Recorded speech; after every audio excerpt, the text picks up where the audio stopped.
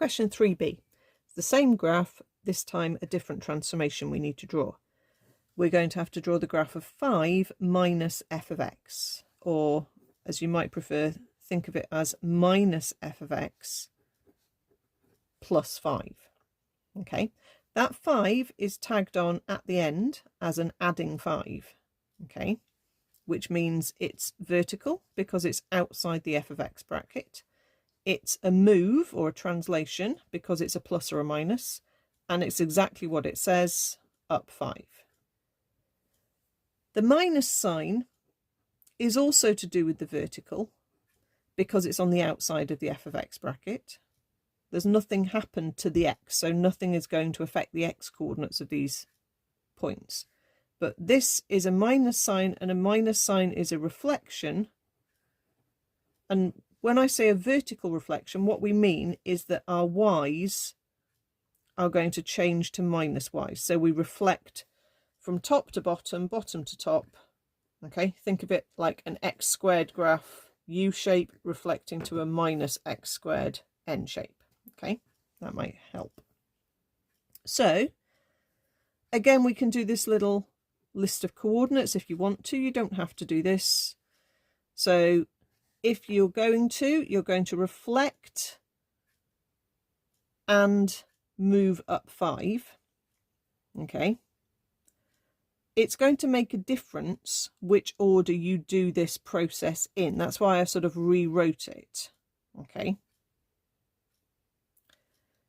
if you moved it up 5 and then reflected, you will get a different answer to if you reflect first and then move up 5. Okay, but we definitely need to think of it in the form minus f of x add 5. Okay, because if we thought of the up 5 first and then the reflection, we'd have to think about that. Okay,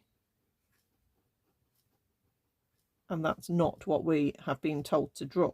Okay, because that would have a minus in front of the 5 and the f of x, and we haven't got that here. Okay, so we need to do it in the order that this is implying, which is what's happening to the f of x. It's becoming a minus, and then we're going up 5. Okay, so we're going to reflect from top to bottom. Now that's not going to change minus 2, 0, but then we move it up 5 and we get minus 2, 5. Our 4, 0, again, the reflection is not going to change it, but when we move it up 5, we get 4, 5. So 0, 8.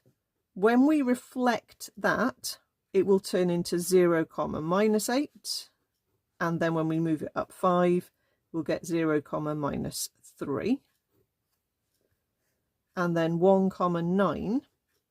When we reflect it, it'll be 1, minus 9.